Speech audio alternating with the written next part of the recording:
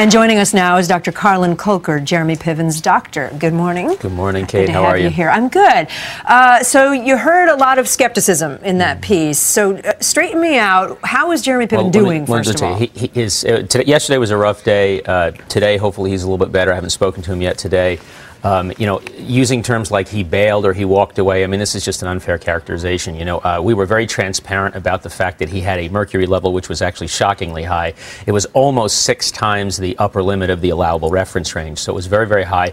And he had very severe symptoms of fatigue and exhaustion at the very beginning of the run of the show. So we were very transparent about this. Everybody knew about it. And we were basically going to try to tough it out and see how it went. I acquiesced and let him go ahead and do that. And as we initiated his treatment to try to bring these levels down, but his symptoms did progress. Did he want to keep performing? Absolutely. In fact, he kept performing even up to the point of December 10th when I fired out a letter to everybody saying, look, at this point when his symptoms progressed, even though the level had come down somewhat, it was still well above the acceptable reference range, and his symptoms progressed. The neuromuscular fatigue began to come into play, and at that point I decided, you know, I'd be remiss if I didn't say, hey, listen, I think you need to step away from this. And keep in mind, Jeremy is known as an absolute, you know, iron horse when it comes to Hollywood and you know, acting. So he's worked 17-hour days. Right. He's got 3 Emmys. So he's known as a workhorse. So it was up to me to sort of step in and say, hey, listen, I got to pull the reins back here.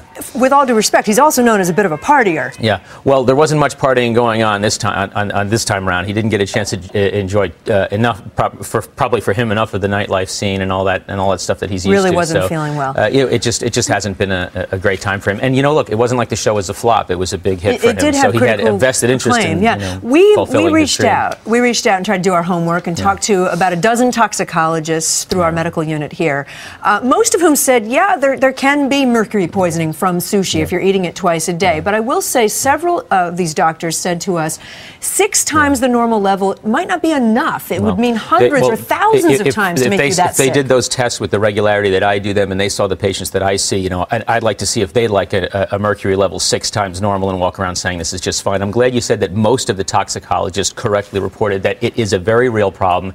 It's a serious problem. And, you know, the greater issue here is to talk about the environment. Look, I'm an environmentalist, and what we're doing, hopefully this raises everybody's awareness to not only, you know, what we're doing to the environment, also if they're feeling symptoms that they can't explain, that because it affects all organ systems, and they eat a lot of fish, go to the doctor. People shouldn't be eating this much sushi. And they should be getting their heavy metals checked. If the doctor can't explain it and they can't explain it, they should see the doctor and say, hey, listen, maybe I should be checked for heavy metals. Have you told him to stop eating at Nobu so absolutely. often? Well, no, I'm going to single out Nobu. If anybody sees Jeremy Piven eating any sushi at any restaurant, then you have to call my office in the next couple of months. I want to make sure he has a moratorium on it. All right, doctor, thanks so much, Dr. Colker. Thank you, Kate. Appreciate your time.